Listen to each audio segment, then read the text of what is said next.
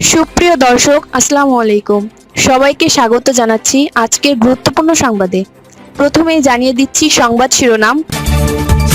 শিক্ষা প্রতিষ্ঠানে সরকারের নতুন কর্মসূচি ঘোষণা। এদিকে স্বাক্ষরিত জুলাই সনদের প্রতিটি দফা অক্ষরে অক্ষরে পালন করব প্রধানমন্ত্রী। অপরদিকে গণভোট বাস্তবায়নে দেশব্যাপী গণ আন্দোলন গড়ে তোলা হবে এবং সব শেষে থাকছে কবিরাজির নামে ভয়ঙ্কর প্রতারণার ফাঁদে কিশোরী। সব খবর সবার আগে জানতে আমাদের ইউটিউব চ্যানেলের সঙ্গেই থাকুন। ভিডিওগুলো মিস করতে না চাইলে এখনই আমাদের ইউটিউব চ্যানেল সাবস্ক্রাইব করুন এবং বেল বাটন ক্লিক করুন। বেল বাটন ক্লিক করার ফলে আপনার স্মার্টফোন বা কম্পিউটারে স্বয়ংক্রিয়ভাবে ভিডিওগুলোর নোটিফিকেশন পৌঁছে যাবে। এখন চলুন বিস্তারিত দেখা যাক। শিক্ষা প্রতিষ্ঠানে সরকারের নতুন কর্মসূচি ঘোষণা। মাদকাসক্তি থেকে সুরক্ষা, কিশোর গ্যাং কালচার প্রতিরোধ এবং শিক্ষার্থীদের পড়াশোনায় আরও মনোযোগী করে তুলতে দেশ জুড়ে নতুন কর্মসূচি শুরু করেছে সরকার।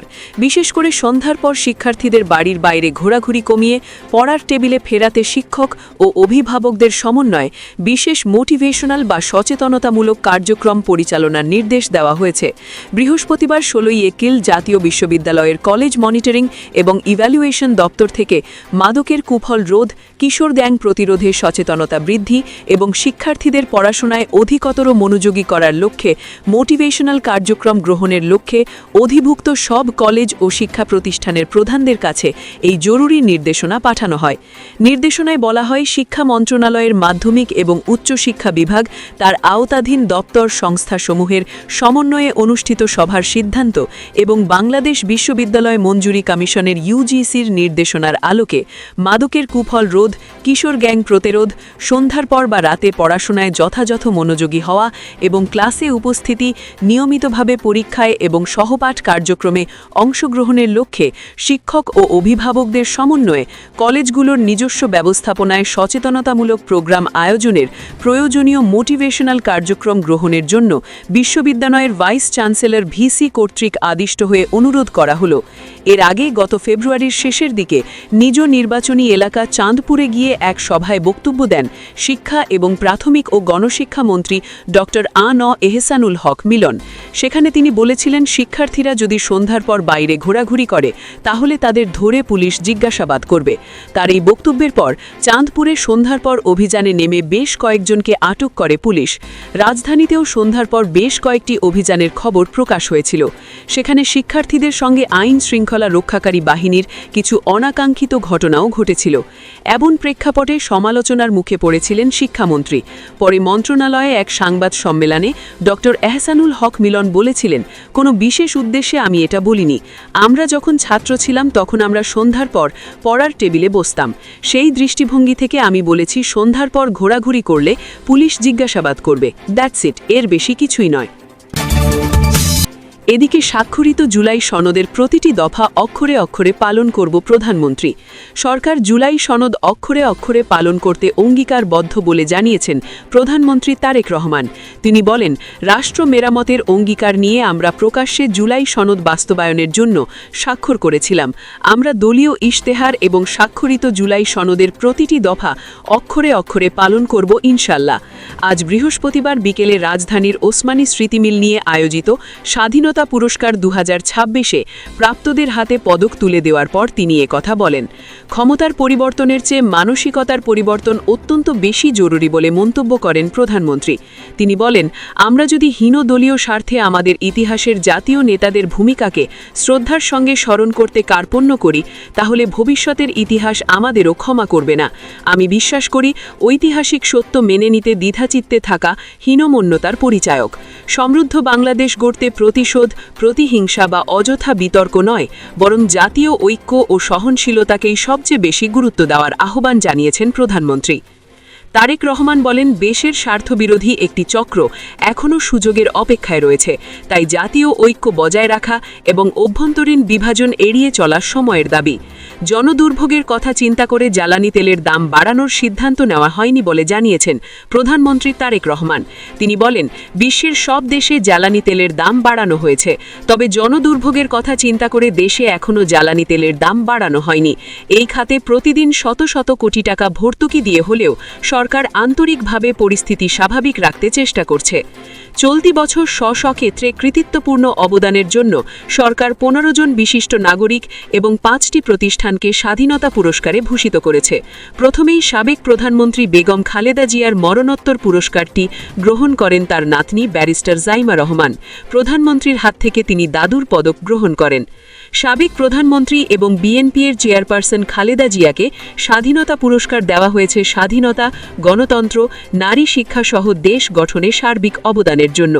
খালেদা জিয়া সহ মরণোত্তর এই সম্মাননা পেয়েছেন 7 জন। এরা হলেন মুক্তিযুদ্ধে অবদানের জন্য মেজর মোহাম্মদ আব্দুল জলিল, সাহিত্যে ডক্টর আশরাফ সিদ্দিকী, সমাজ সেবায় ডক্টর জাফর মিল্লাহ চৌধুরী ও মাহেরিন চৌধুরী, সংস্কৃতিতে বাশির আহমেদ এবং জনপ্রশাসনে কাজী ফাজলুর রহমান।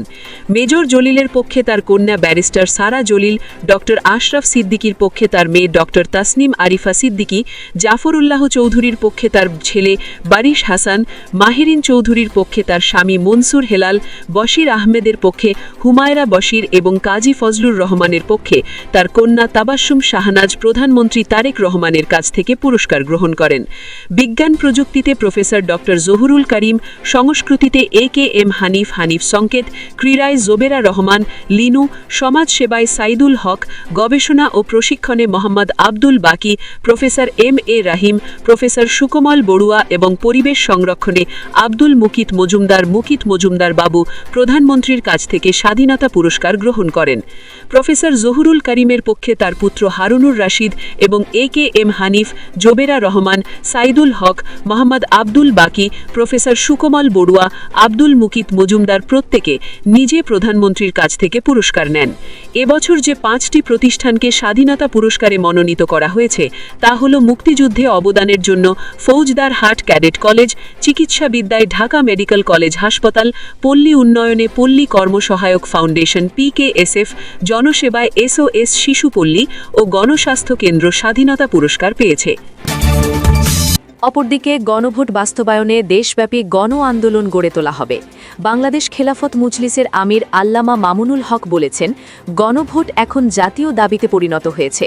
জনগণের আকাঙ্ক্ষার প্রতিফলন ঘটানোর এটি একটি কার্যকর ও গ্রহণযোগ্য পদ্ধতি। তিনি দৃঢ়ভাবে হুঁশিয়ারি উচ্চারণ করে বলেন, সরকার যেন গণভোট নিয়ে কোনো ধরনের কাটছাঁট, টালবাহানা বা প্রহসনের আশ্রয় নিতে না পারে, সেজন্য সর্বস্তরের জনগণকে সচেতন, সজাগ ও ঐক্যবদ্ধ থাকতে হবে।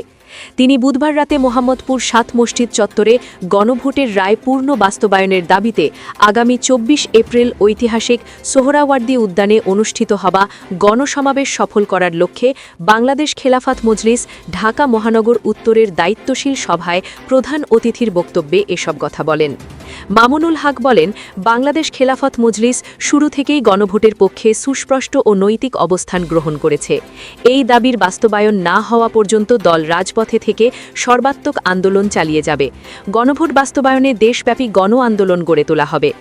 ঢাকা মহানগর উত্তরের সভাপতি মাওলানা আনোয়ার হোসেন রাজির সভাপতিত্বে এবং সহ সাধারণ সম্পাদক মাওলানা মিজানুর রহমান মিসবাহের পরিচালনায় অনুষ্ঠিত সভায় বিশেষ অতিথি ছিলেন কেন্দ্রীয় সাংগঠনিক সম্পাদক মাওলানা ফয়সাল আহম্মদ, যুব মজলিসের কেন্দ্রীয় সভাপতি মাওলানা জাহিদুজ্জামান, কেন্দ্রীয় শুরা সদস্য ও ঢাকা মহানগর উত্তরের সহ সভাপতি মাওলানা এহসানুল হক ও ঢাকা মহানগর উত্তর সাধারণ সম্পাদক মাওলানা মুর্শিদ সিদ্দিকী।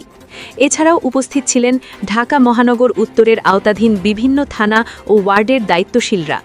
আসন্ন গণসমাবেশ সফল করার লক্ষ্যে সভায় ব্যাপক কর্মপরিকল্পনা গ্রহণ এবং সর্বস্তরের নেতাকর্মীদের সর্বোচ্চ প্রস্তুতি গ্রহণের আহ্বান জানানো হয়। এবং সবশেষে থাকছে কবিরাজির নামে ভয়ঙ্কর প্রতারণার ফাঁদে কিশোরী। কবিরাজির নামে ভয়ঙ্কর প্রতারণার এক চাঞ্চল্যকর ঘটনা উদ্ঘাটন করেছে police bureau of investigation PBI Jamalpur.